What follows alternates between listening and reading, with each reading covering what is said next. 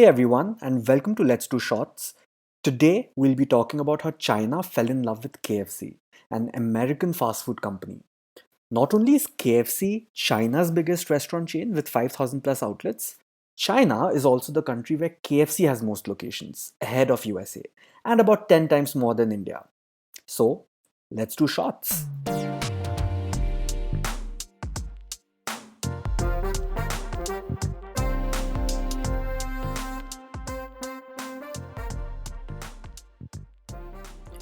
Just like India opened its economy in 1991 and welcomed foreign brands, China did the same in the 1980s, and one of the brands that came in and set up shop was KFC. Interestingly, their first outlet was strategically placed in a tourist location in Beijing. This ensured that they got foot traffic from foreigners who were already aware of the brand. When compared to brands like McDonald's and Burger King, KFC had an intrinsic advantage in the Chinese market. The Chinese prefer chicken over other meat forms like beef. KFC is all about their chicken, whereas McDonald's and Burger King relied on their beef offerings. So when these foreign fast food brands set up shop in China, they were more attracted to the brand which was serving them a meat of their choice. Moreover, in the US, KFC's positioning is that of a fast food restaurant, a place where you can get cheap food, many times used as a quick stop for a quick meal. In China, however, KFC was an aspirational place to go to. Much like India, China has a huge concept of street food. So when a foreign brand offered their products in a sit down restaurant at pocket friendly prices, the Chinese loved the concept. This was also a time when the locals placed a high amount of trust in anything that was Western, especially at a time when counterfeit Chinese goods had already become notorious around the world. However, the biggest game changer for KFC was their readiness to modify their menu to adjust to the Chinese tastes and preferences. At the time, the whole concept of American fast food restaurants was that they wanted to expand with a limited menu and a standardized recipe. The idea was that you would get the same burger whether you were eating it in Manhattan or Mumbai. But when KFC entered China, they realized that they could not continue to do that there. So they adjusted their menu to add Chinese flavors. This is exactly what McDonald's did in India with their iconic McAloo Tikki. They realized that a large part of our population is vegetarian, so they needed a vegetarian offering, something which is almost unheard of in many of their locations around the world.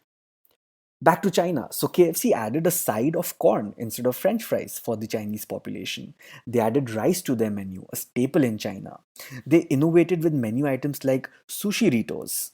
They added congee, a traditional Chinese dish to their menu, which is basically rice porridge. And many locals prefer KFC's congee over homemade ones.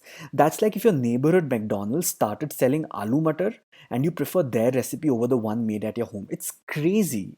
In the late 90s, China had a huge pop culture revolution, and KFC ensured it got those pop culture stars and celebrities and music groups to be part of their marketing.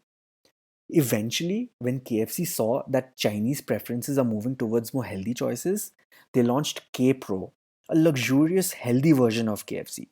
People go and eat salads there, and they drink juice at KFC. It's insane. Now, moving on to McDonald's. McDonald's too adjusted their menu and food products for the Chinese markets, but they're still playing catch up to KFC. There are two reasons for that. When McDonald's entered China, they focused only on four or five biggest cities and set up shop there because people in those big cities would have more spending power. KFC, however, had a long term plan and they decided to expand rapidly in smaller towns and cities instead. Through this rapid expansion, they were able to create scale and in turn, they were able to reduce cost. This cost reduction allowed them to spend more on advertising and marketing. By being the first ones to expand to these smaller towns, KFC also got the most prime locations, which is a big deal because unlike big cities, there are only two or three prime locations in a smaller town, and that too back in the 90s.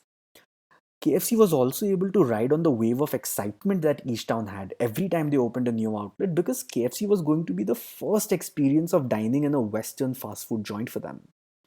Further, China's one child policy was also a deterrent to McDonald's because with their Happy Meals and Happy Toys, they positioned themselves as a restaurant for children. KFC's love story with China is surely unique, but it is nothing compared to what they did in Japan. KFC figured out a way to make themselves a Christmas tradition in Japan. Yes, Christmas. No Christmas is complete in Japan without a bowl of KFC chicken. This story is an episode in itself, and I'll be talking about it in the next short we do together. So make sure you tune in. Until then, let's do shots.